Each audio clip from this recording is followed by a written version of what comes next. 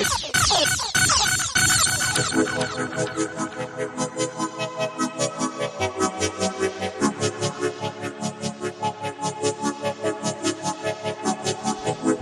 the 13th day of February, 2016.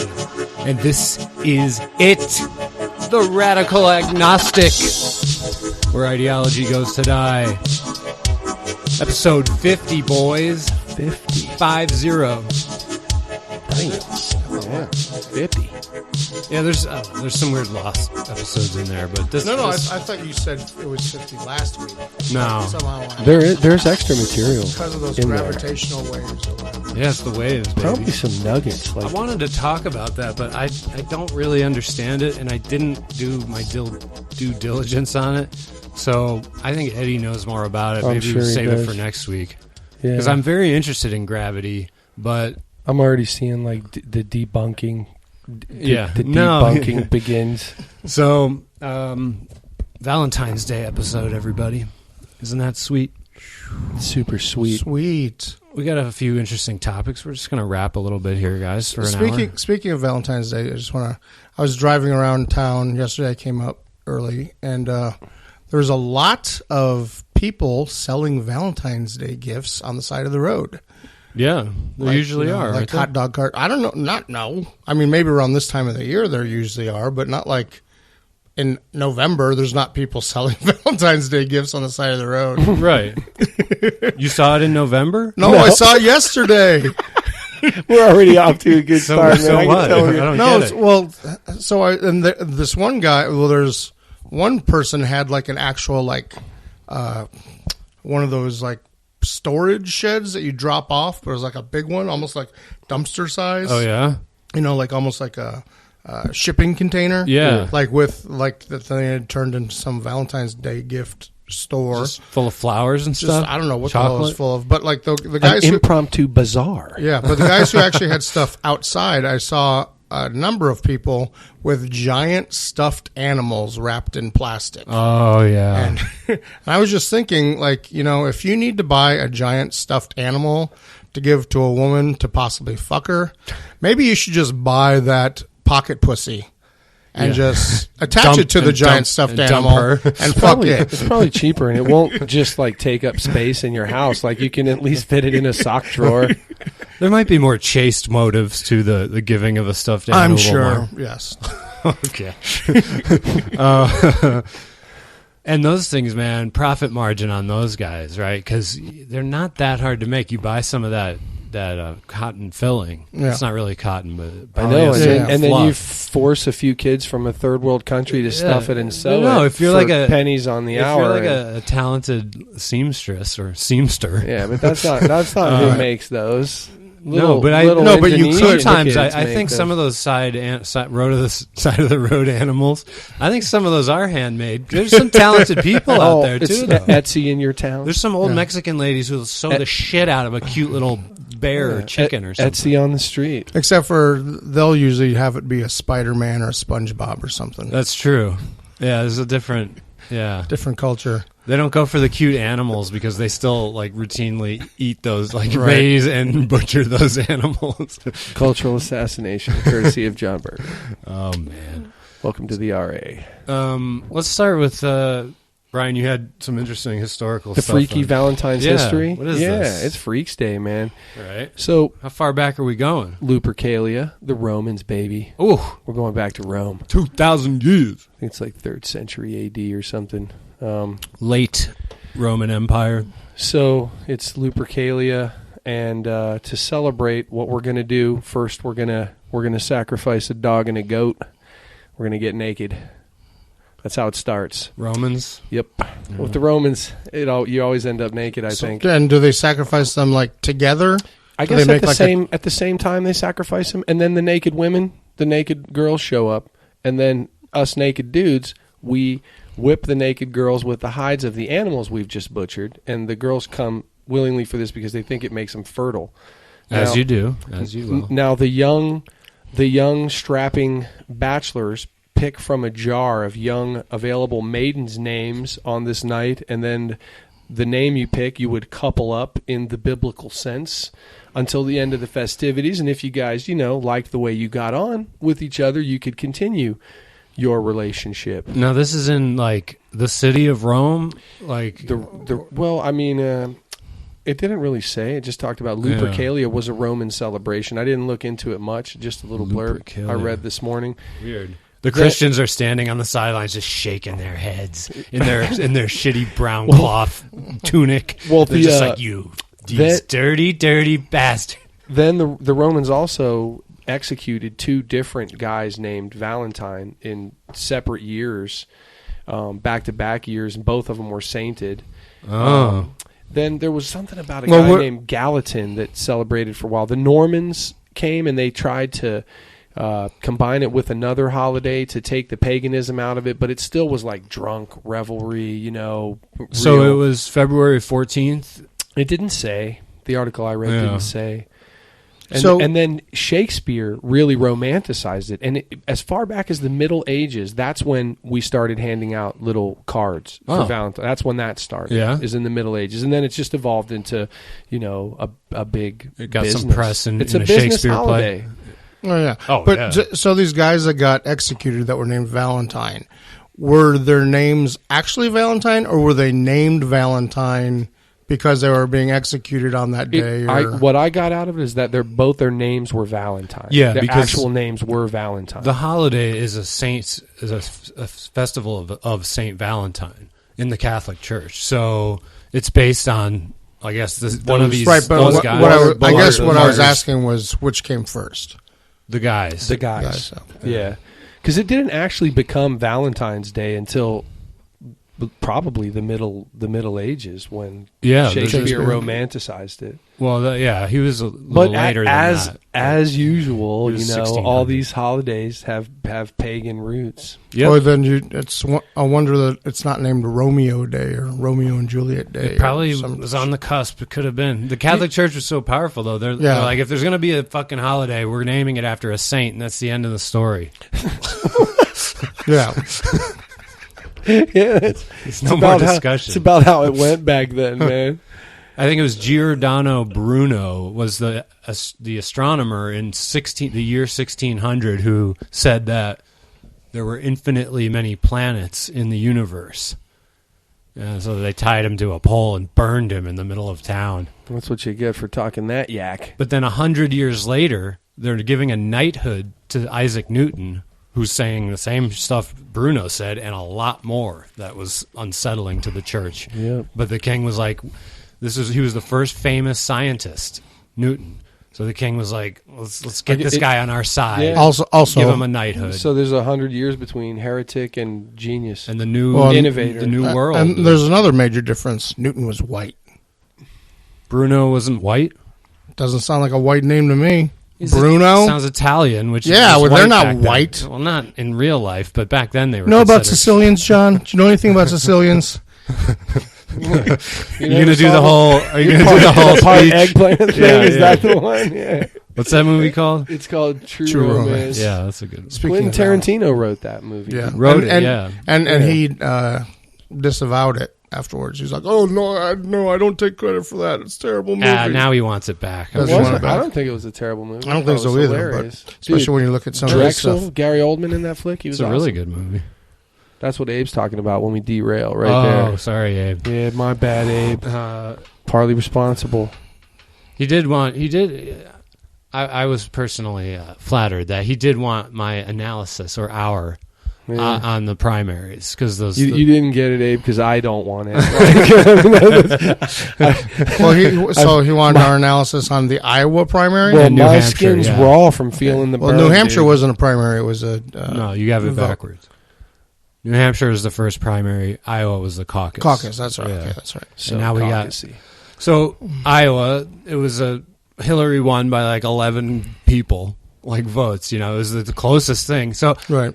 going into that, I was thinking to myself, I didn't want to get anyone down, but I was saying, look, Bernie needs to win Iowa and New Hampshire to get enough momentum and to get him on the news enough so that minority voters in the next few states, South Carolina, Nevada, hear about him, look him up, and get on board. He needs that. And but what I hadn't thought was that there would be like a tie. I just didn't conceive that. I thought, it's going to be 1% or 2% at least, the winner.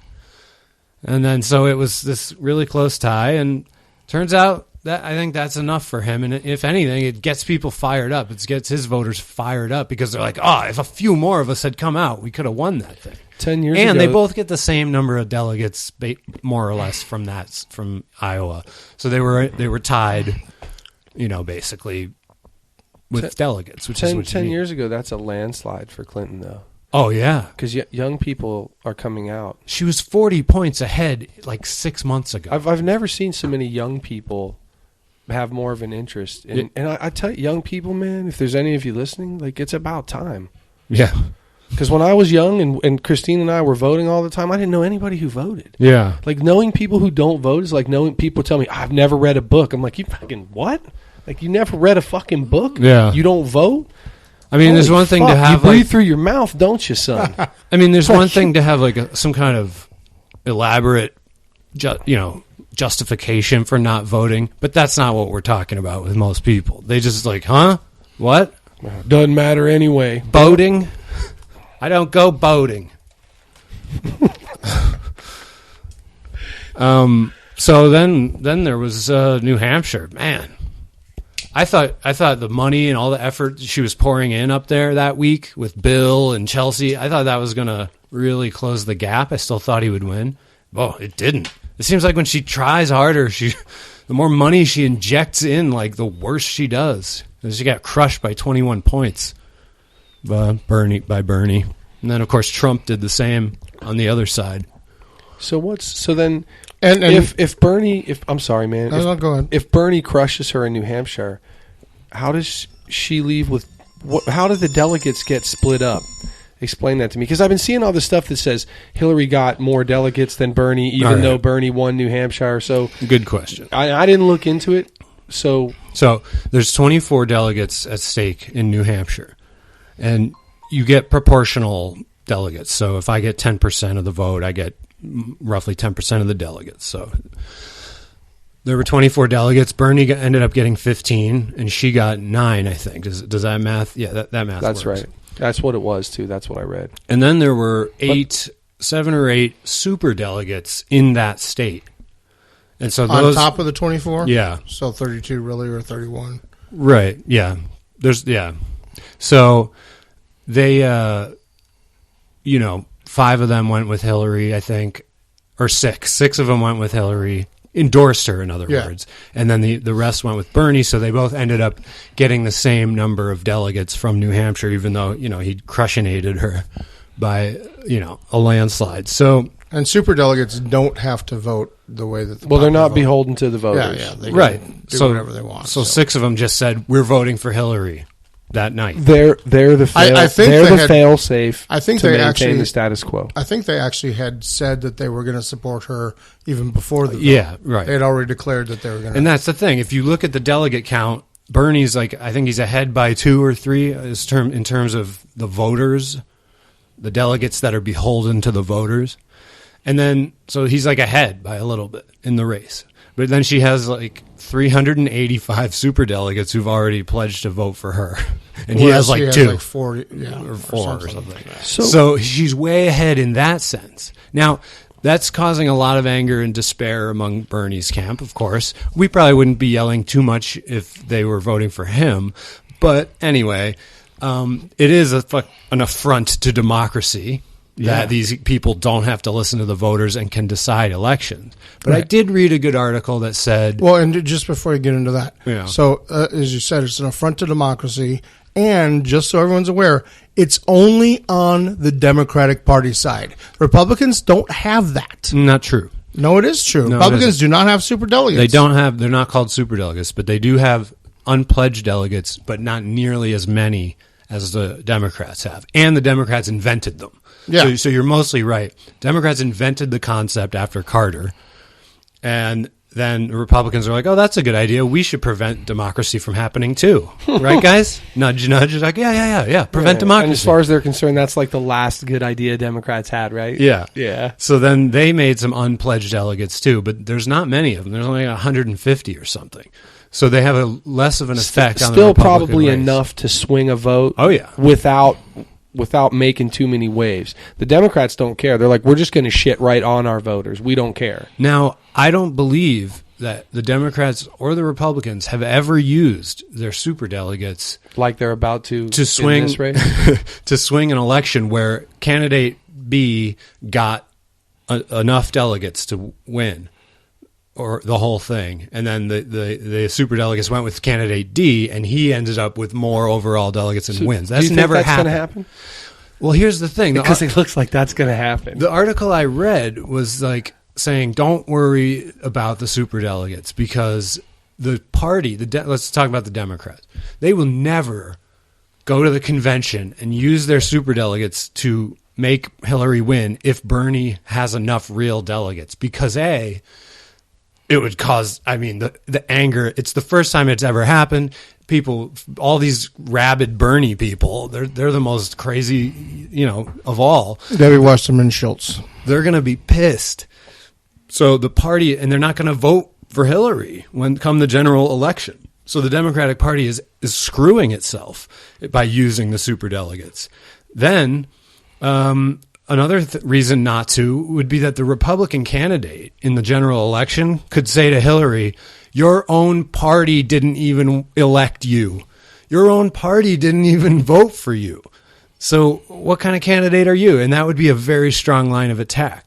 So the article was saying the Democratic Party is not crazy enough to use those superdelegates. In other words, those superdelegates will decide on their own, but in a sort of a group way, to go with Bernie if he's the guy with more real delegates in the end. So I would say that's a very trusting thought process. It is trusting, but it's also calculated. It's looking at their No. motivations. I mean, why. this guy saying that is trusting all these things that the Democratic Party won't do, when I would argue they have demonstrably shown that they will do, at least in this, season. Up until now. So, yeah. Yeah. Well, no. Just in this, we're only going to have this many debates. We're only going to do that. They've basically done everything they can to ensure that she is the candidate. Yeah. So now to say, oh, but they'll only go this far, but no further. They won't make this extra leap to do it. They've done it in the past, for these very reasons, but they're smart enough not to do it further than that. I don't believe it. Yeah. I mean, yeah. That's it. Yeah, man. But if that happens... How mad would you be, bro? How mad would you be? I would be furious, and I would... I already talked to crap do something about... crazy like vote for Trump. You're like, all right, fuckers, you want to see the system burn? No. Let's burn you know what I would do? Let's burn it down. I would make a concerted effort to network with people, like-minded people, and create literally a new party that breaks away from the Democrats. Right. That's what I would do. And maybe Sanders would be that party's candidate. No, I don't think... Isn't that the independent party? Not in this election. Isn't that already out there? Isn't that the independent party? No. Yeah, there's the Green Party. There's lots there's independent, parties. but I'm talking about, I don't want to be an independent. I want to be something like the Populist Party with a specific set of goals. Sounds so communist, though, the Populist Party. Well, that's not what I wouldn't call it that, but I would give it some, catchy name. And it would be for people that focus on economic issues and regulation of Wall Street and corporations, and election, non-corrupt elections. That would be one of the top 3 things, on the list of this party. Clean elections. And a bunch of other things. And I would try to keep the social politics stuff out of it as much as possible. In fact, this party could be like right in the middle on gun control and say, we're not with some of these democratic initiatives against guns, and we're also not against some of we're also against the NRA and the lobby, because we're against all lobbying. That could be the party. You sound reasonable. Yeah. I think it could get We're a lot going to of actually traction. look at things issue by issue instead of just fucking Right. party line banter. Right. What would you call a party like that? That's where you come in, my friend. You got to come up with a clever name. Yeah, the we're all about to be fucking assassinated party. That's what that is, man. Well, there's like Fight for your rights party. There's like the Tea Party was kind of a party. I don't think it's a real official one, but it was very successful, and it's sort of like a fiscally conservative, also socially conservative. It's just kind of a far right party, but it's funny because Tea Party kind of a far right. But you know what's interesting though? It's like when the snake bites its own tail, because that far right party and the Bernie people, which are considered far left, in their top 3 issues is getting money out of politics. Both of those parties. That's a huge, what do you call it? Similarity. That's a huge connection between the opposite sides of the supposed political spectrum. That's a good piece of common ground. Yeah, it's a place to start. It's just proof that even polar opposites aren't completely dissimilar. Well, the North Pole and the South Pole both have ice on them. That's not a fucking coincidence. Yeah. No, well, it's nothing's ever a straight line. It's more of a circle. Yeah. So the further you move left or the further you move right, the closer you get back to the other guy that you hate. That's why Hitler and Stalin are, pretty similar. Yeah. Yeah. And Hitler and Mussolini, they didn't like each other. Hitler thought Mussolini was a bully. He probably bullied him a little bit. And the Italians were just completely incompetent in that war. They got rolled over. They couldn't do anything. Fiat factories got turned into tank factories, though, and they're like, dude, they won't roll off line. No, this is not working, man. It breaks down 2 miles. We shut it down for the day. We go get some wine. They work like big pots to cook spaghetti. Fucking Italians, man. They're lovers, not fighters, dude. So now we're coming into the next thing is Nevada for the Democrats. And it gets weird now for the two parties. They're not the same. Nevada for the Democrats is on the 20th, and that's a caucus again, like Iowa. Right. So, and then there's South Carolina, which is the big one because it's the first large state in terms. It's got like 50 delegates there, and Hillary's supposed to crush. That's the whole thing. Is that okay? Bernie will win the white states. And then Nevada and South Carolina, Hillary's going to crush because brown people love Hillary Clinton. And it's weird how little polling they're doing in these 2 states. But, man, Bernie is already, with the few polls coming out, he's already flying up towards her to cut down her lead. It's weird, man. It's impressive. Well, but did you check out all the last caucuses in Iowa, all the way back to like 1972? Yeah, I looked them over. So the only winner of Iowa on the Democratic side that ever became president was Obama in his first term. He was the only candidate that won the Iowa caucus that became the president. Then went on to become president. Bill Clinton in his first term did not win. George W. Jimmy Carter didn't win. Yeah, and Bill Clinton won in the second term, but it was because they didn't have a caucus because he was already president. Same with Obama. Obama's already president. I think only 2 or 3 Republicans won the Iowa caucus and then went on to go become president. And that was like... Well, that's a good thing. And it was not Reagan. Reagan in the first year, George W. Bush won. Or not George Bush won. Yeah, the weird thing is it's the opposite of New Hampshire. The person who wins that almost always goes on to be the nominee at least. And the one time that it didn't happen was Hillary last time.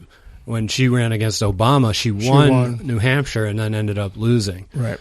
But I mean, did you really think Sanders was not going to win New Hampshire? No, I thought she would catch up with that push with all that money she poured in there and having Bill there, but it didn't work. I thought it would work a little bit. The way she did a good job in Iowa. Bill she really got a lot didn't of people. like he was all there. He's not, man. No, he's having some health problems supposedly or something. He looks too thin now and like kind of medicated. Yeah. He's still sharp, though, but talking horrible shit about Bernie Sanders, of course. Right. But so New Hampshire, they've got the lowest murder rate in the country.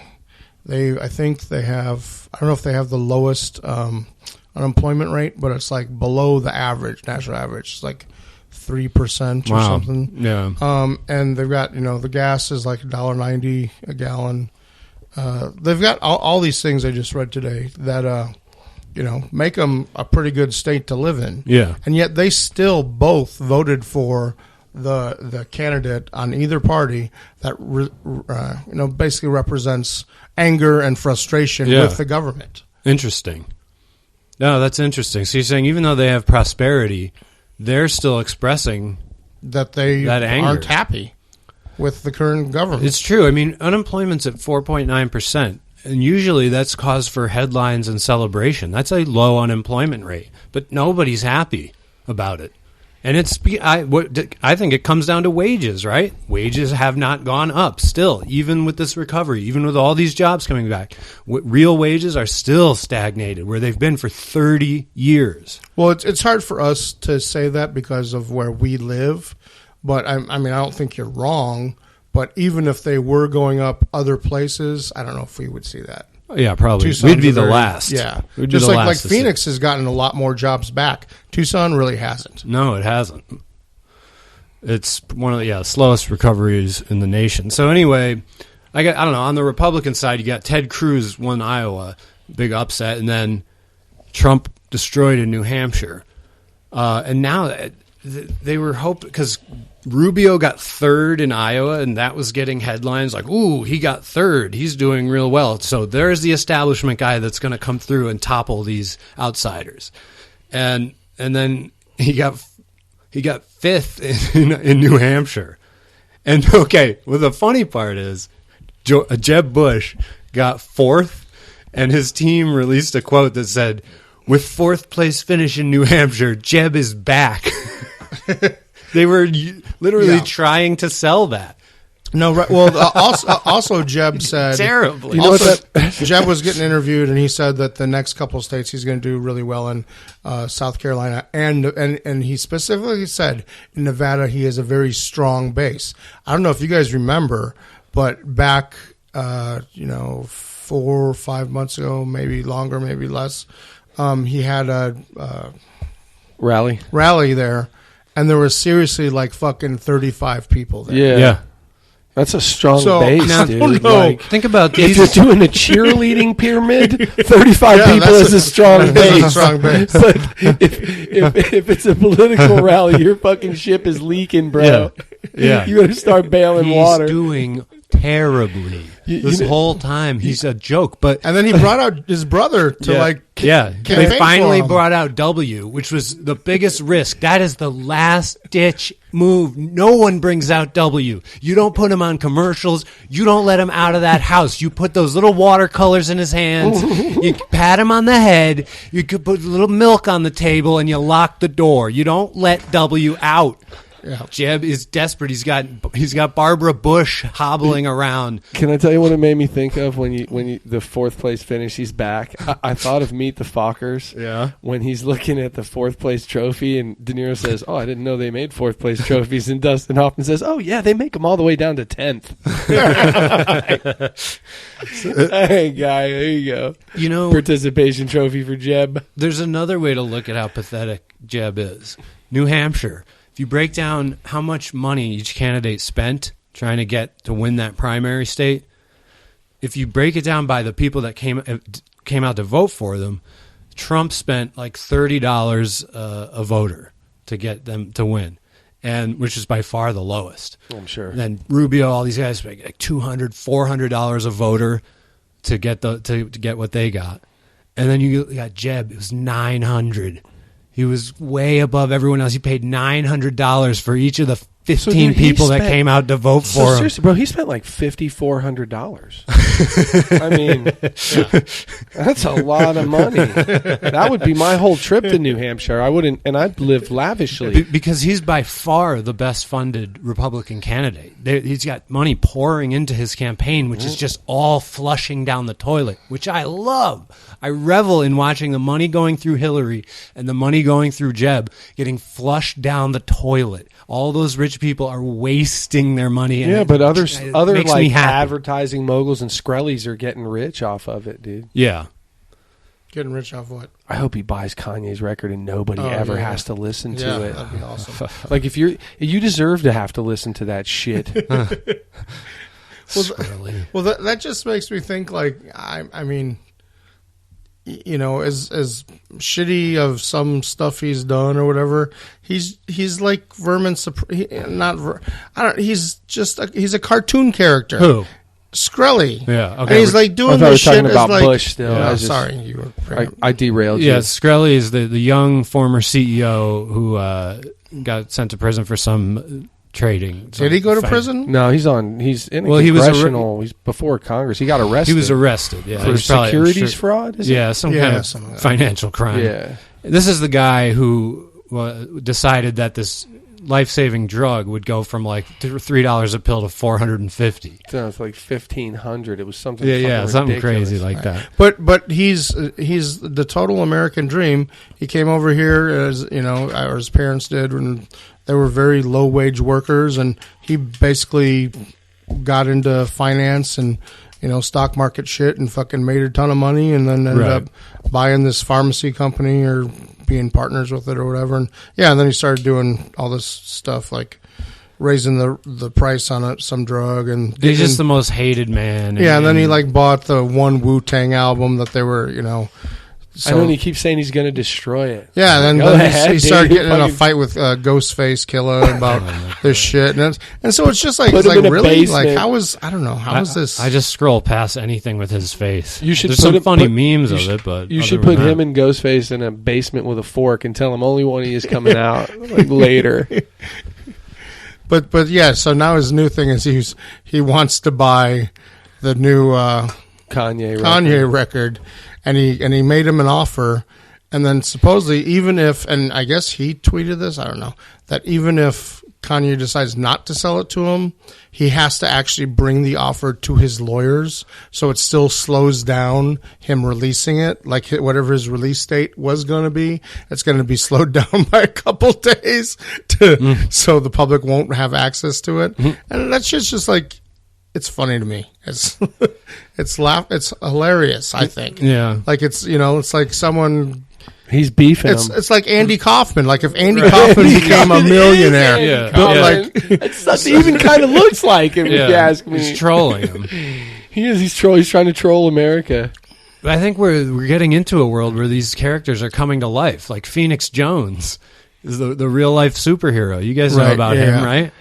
The guy who fights people in the street. Yeah, and shit? he's a black guy. Yeah. He has this full spandex costume that's I've really seen high him. quality. I saw him fuck a dude up. Actually, He's a trained martial artist, MMA style sort of. he was nice about it. Yeah, well, he'll start with leg kicks on you, and all these tough guys in the street. He'll start kicking their legs, and they've never had their legs. That's what he kicked did to before. this guy. He And broke leg him down. kicks are brutal. They're horrible. They'll ruin your day after like two good ones. You're like, I can't. If take you're another. used to them. Yeah, like two good ones.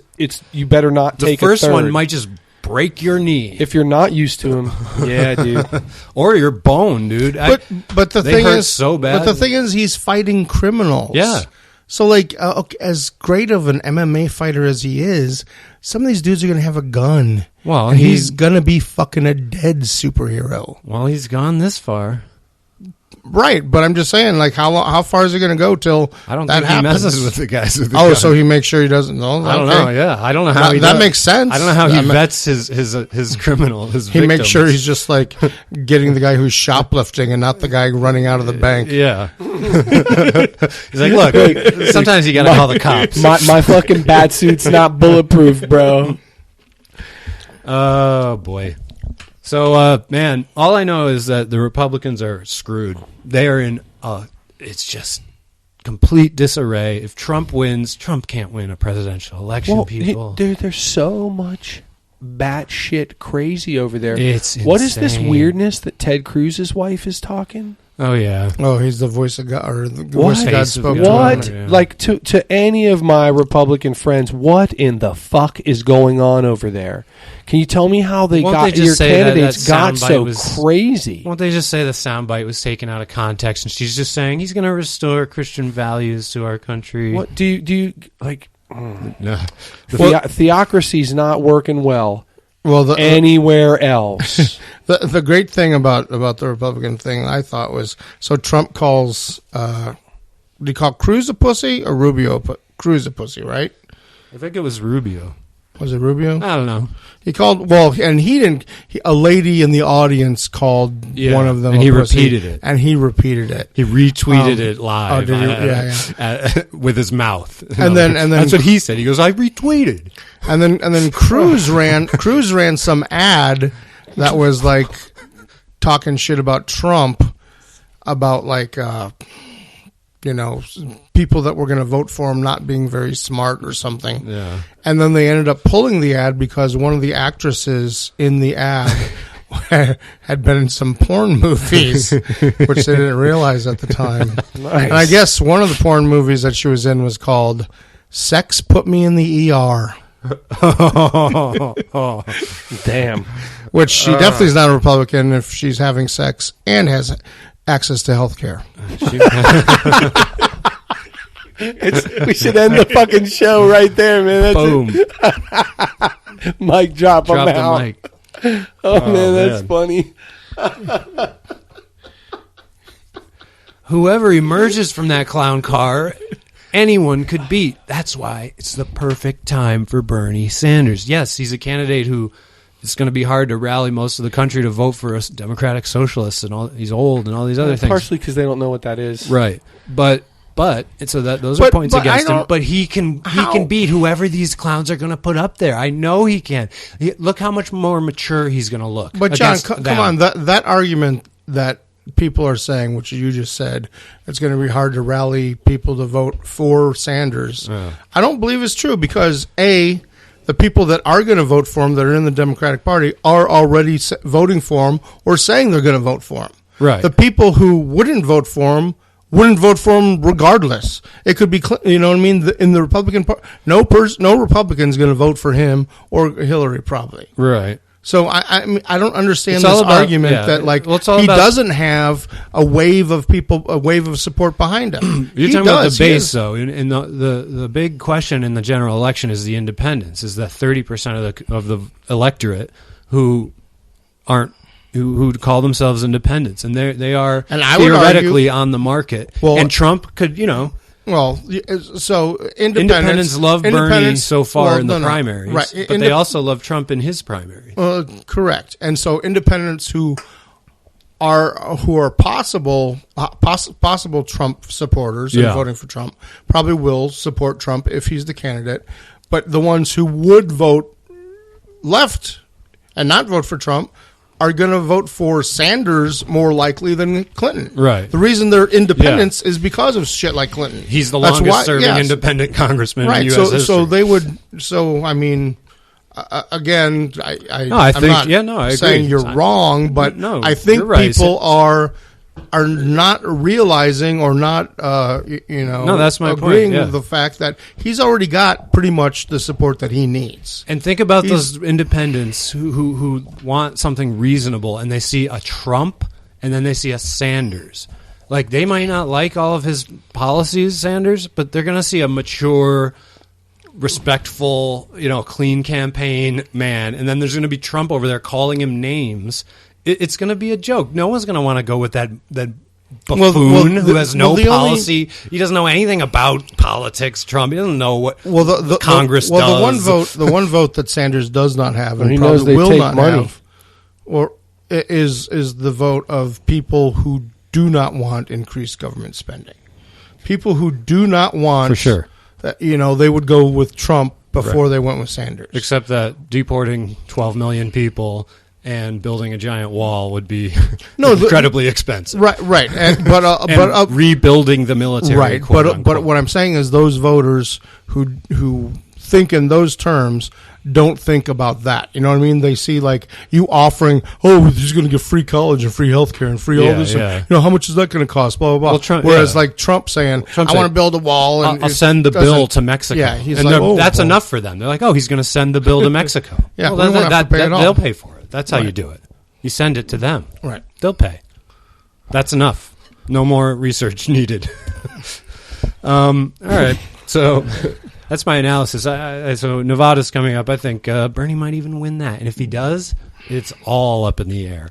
If he wins that, she's already in emergency mode, Miss Hillary. So after these next elections, South Carolina and Nevada, who do you think will be the next people to drop out on the Republican side? Oh, who do we have left? You still have Carson, Bush, Kasich, Rubio, Cruz, and Trump. That's the field. Yeah. So Carson's going to have to leave soon. And the thing with Bush is you would think he's got a lot of money. He's got so much money, but he's been bleeding it, though. I mean, he's really pouring it out just to try to get a third place finish somewhere, maybe, to make him relevant. Because it's not looking good. I mean, he really can't win, but he's going to keep shoveling it out. So I guess he stays in. To the Bush family. Rubio stays in. 2 strikes, fellas. America does not want to strike out by putting a third Bush in. You're done. Nice try, fellas. Yeah. Maybe a couple generations from now, you can throw another one up there. Yeah. Well, I don't think Bush is going to win, but I don't think he's going to drop out. No. I think Carson, Kasich and Carson will be the next to drop out. Unless they do well, meaning they win or second place. Yeah. I see both of them dropping out. I don't see that happening. So, and then it'll be a 4-way between Trump, Cruz, Rubio, Bush. And that might last a long time, and that might go because they've all got money, so they could go all the way to the convention. Then you have that brokered convention where they have to pull in those unpledged delegates, and it's all chaos. I can't wait. Anyway, so what else do we got? Oh yeah, we talked about the world passport a couple weeks ago. Remember that? Yeah. So it's part of kind of the sovereign citizens movement. You guys heard about that? Not really. I mean, I read about it a little after we talked about the world passport. But yeah.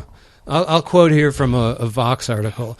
The sovereign citizens movement is a far-right, anti-government, extremist movement in the U.S. that believes the government at all levels, local, state, and federal, is illegitimate and has enslaved the American people. It was founded by Mark Beef. Yeah, I know this organization. Chapter president. So how does this become a far-right movement? Well, I'm not sure. But yeah, I'm not... That's an interesting point. The belief system is, I guess they consider anti-government. That's really far right. It's also far left. Far left, too. I mean, I was going to say, it's so far why do they right, always it's touching place the left. it in far right? Well, why maybe why isn't it just an extreme? Maybe they have other views that are conservative. But their belief system is complex and rooted in a series of bizarre conspiracy theories that hold that the original U.S. government, set up by the Founding Fathers, has been replaced with an evil secret government that has sold all U.S. citizens into slavery by using them as collateral against foreign debt. They believe that everyone has a secret alternative identity stored by the government and with a treasury account attached to it, sort of like a corporate trust. The U.S. government funds these corporate shell accounts to the tune of hundreds of thousands or even millions of dollars. Because the U.S. no longer uses the gold standard, it instead uses these accounts as collateral to back up its currency. That's the basis of the sovereign citizens conspiracy theory. Co-founder John Titor.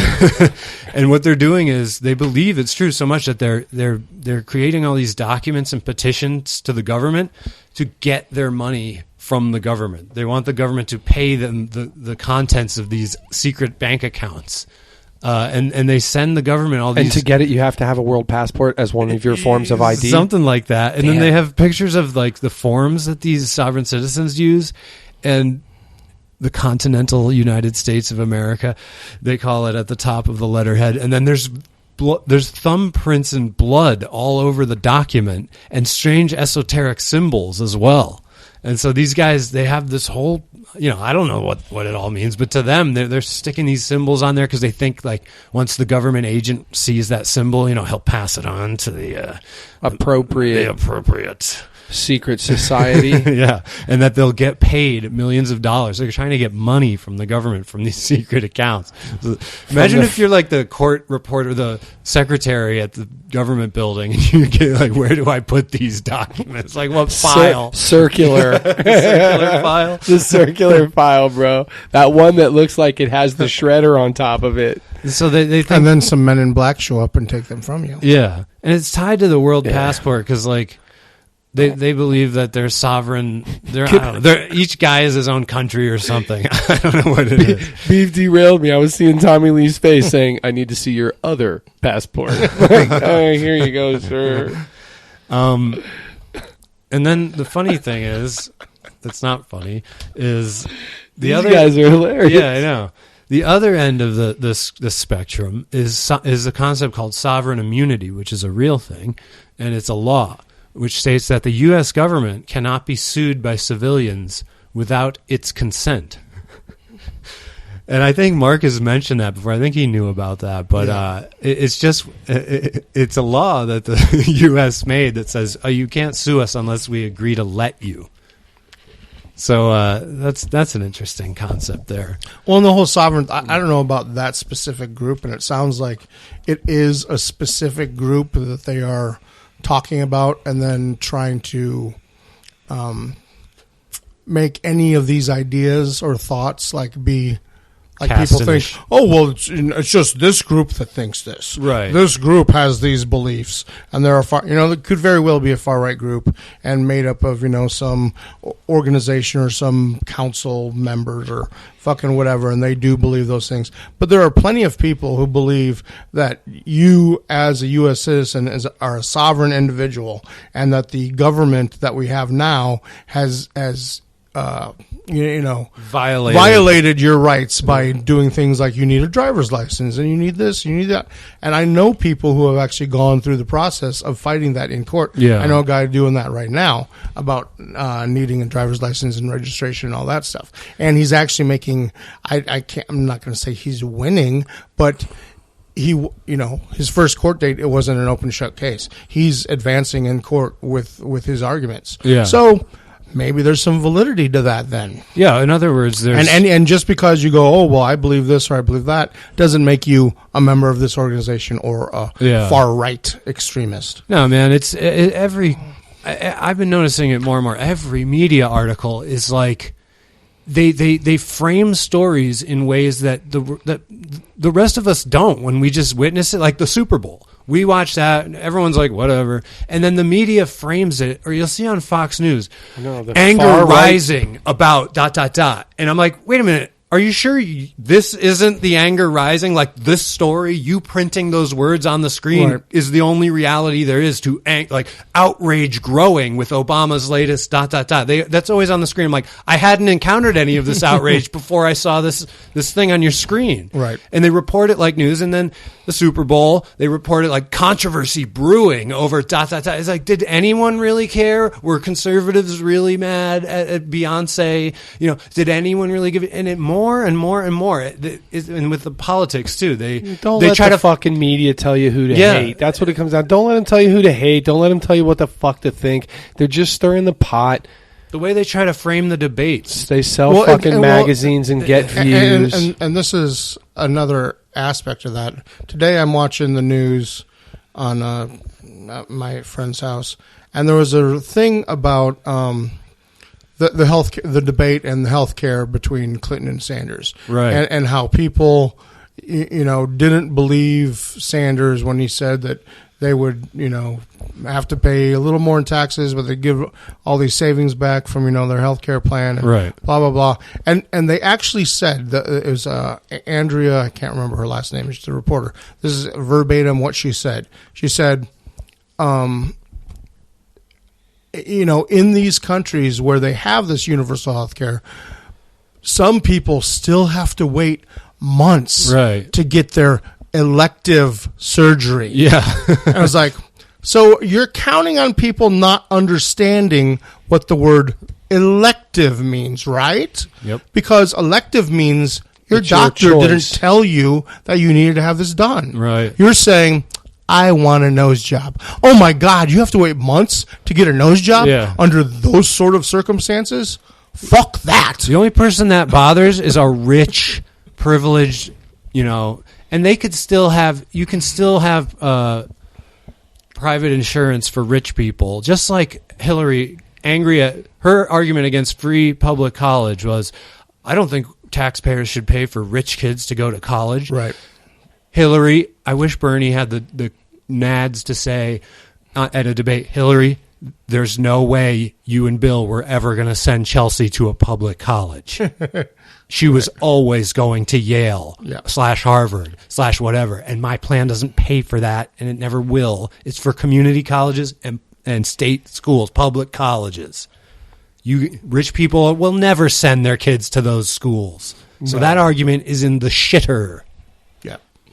So the debate was, I watched the whole thing because it was on PBS. So a person without TV, I was allowed to watch this one, which is nice. And I actually the watched voters it too. are allowed to see it without paying for it. And I have to say that it was probably one of the better debates. It was. That actually was substantive. Pretty good debate. They went back and forth, and Bernie looked great, man. He was like standing up straighter. He was he was ready with his responses. They got him an exoskeleton. Yeah.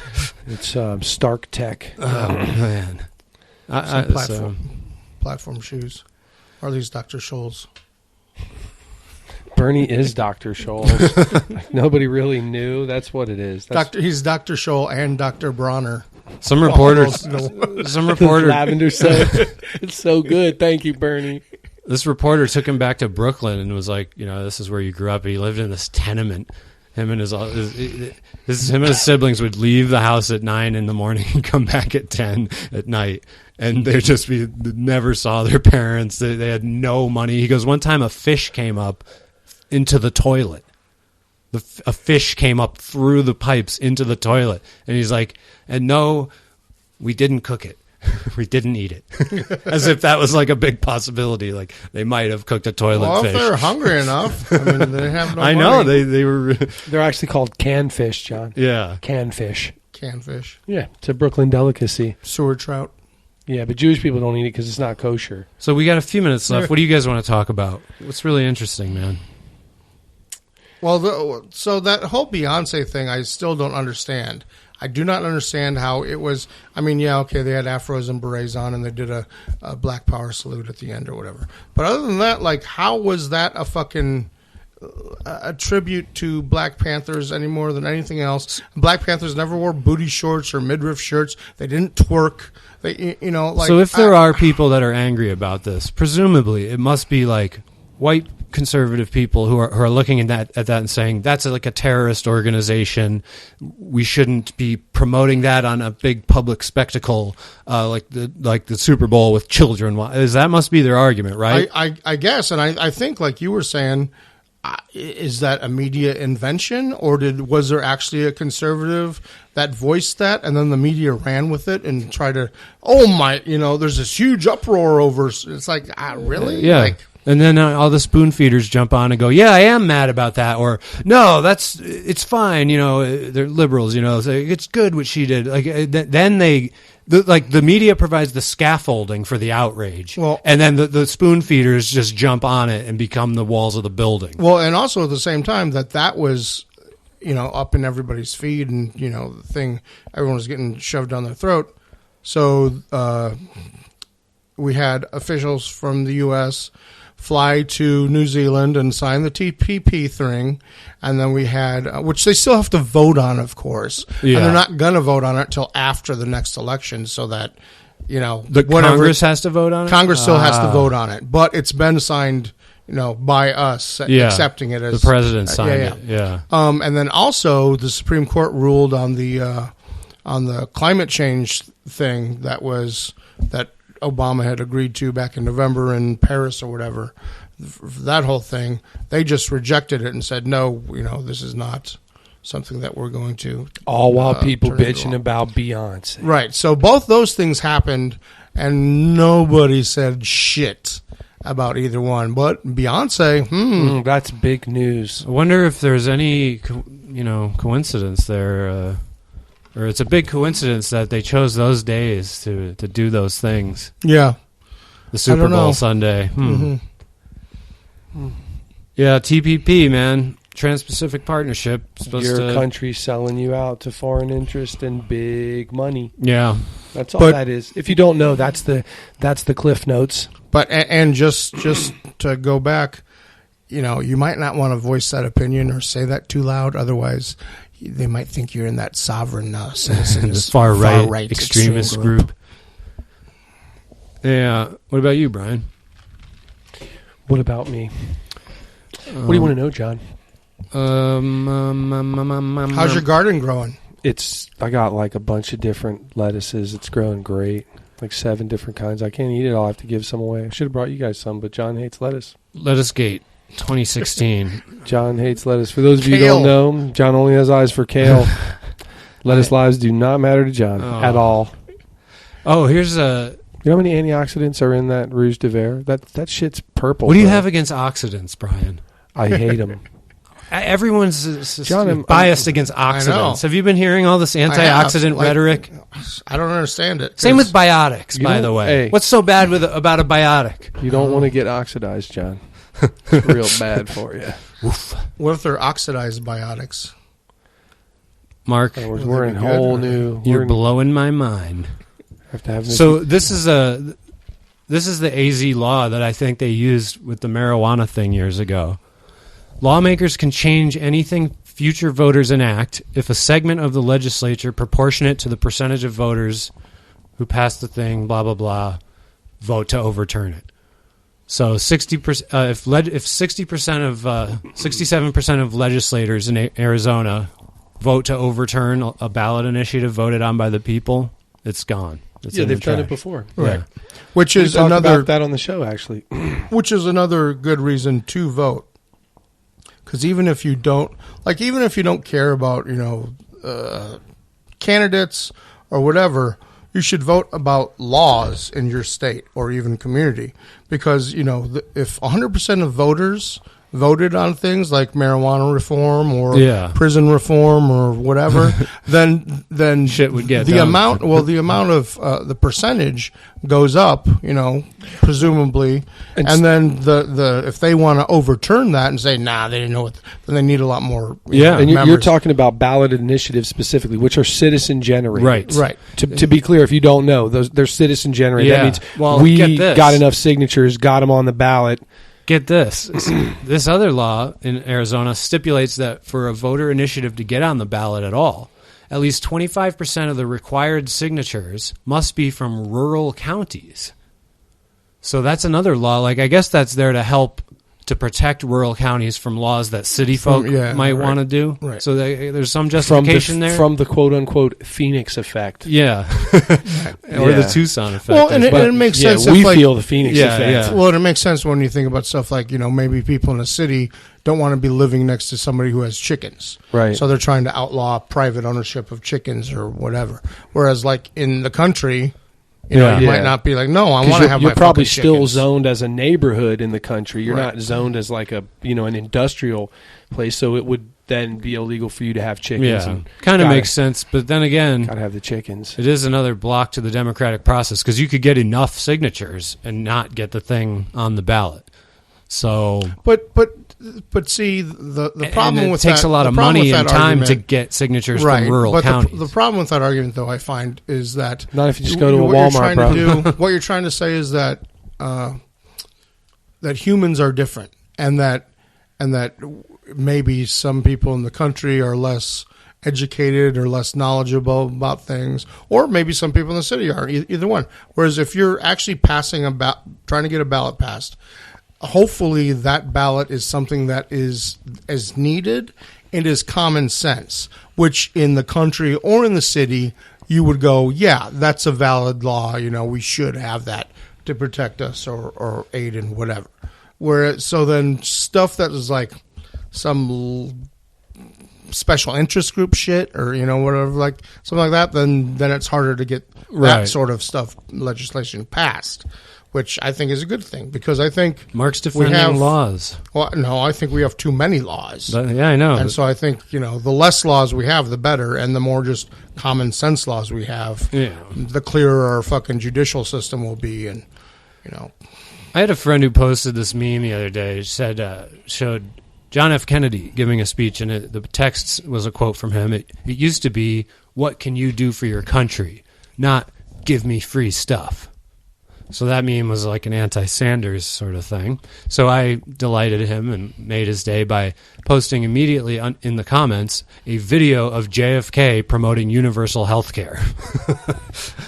Bet you love that, huh? Yeah. I'm like, sorry, buddy. Like this was a mainstream idea for a long time. Truman was about to push universal health care through.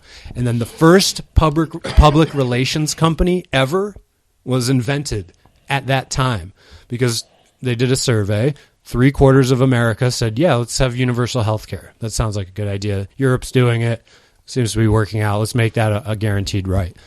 And so this opposition group, the conservatives, paid these two people who became the first public relations company of all time, and they sent out millions of leaflets around the country saying Truman wants to take your health, he wants to kill your babies or something. Just lies, just propaganda about universal health care.